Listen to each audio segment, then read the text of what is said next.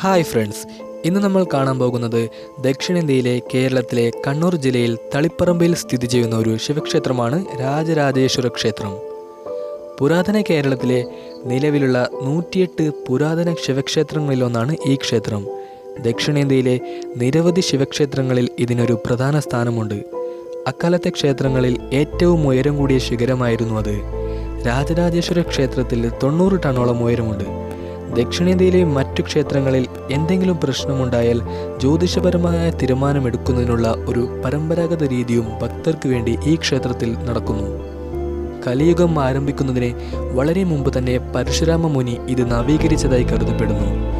നിരവധി നൂറ്റാണ്ടുകൾക്ക് മുൻപ് മൂഷിക രാജവംശത്തിലെ രാജാക്കന്മാർ ഇത് നവീകരിച്ചു.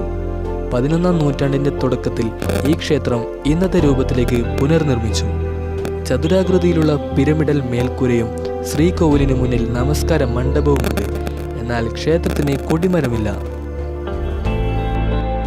കൊട്ടുംപുറം എന്ന് വിശേഷിക്കപ്പെടുന്ന ഇവിടം പണ്ഡിതന്മാരെയും കലാകാരന്മാരെയും സ്ഥാനമാനങ്ങളും അധികാര ചിഹ്നങ്ങളും നൽകി ആദരിക്കുന്ന സ്ഥലമാണ്.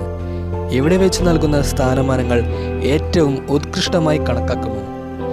ഉദ്ദണ്ഡ ശാസ്ത്രികൾ തുടങ്ങിയ പണ്ഡിതന്മാരെയും ആദരിച്ചിരുന്നു. ഇന്നും ഇക്കാര്യം തുടർന്നു വരുന്നു. ചിരഞ്ജീവിയായ ശ്രീ പരശുരാമൻ്റെ സാന്നിധ്യം ഇവിടം ഉണ്ടെന്നാണ് വിശ്വാസം.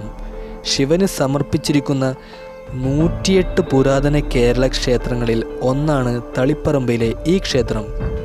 വൈക്കം, ഏറ്റുമാനൂർ, തൃശ്ശൂർ എന്നിവിടങ്ങളിലെ ശിവക്ഷേത്രങ്ങൾ പോലെ പ്രസിദ്ധമാണ് തളിപ്പറമ്പിൽ സ്ഥിതി ചെയ്യുന്ന രാജരാജേശ്വര ക്ഷേത്രം.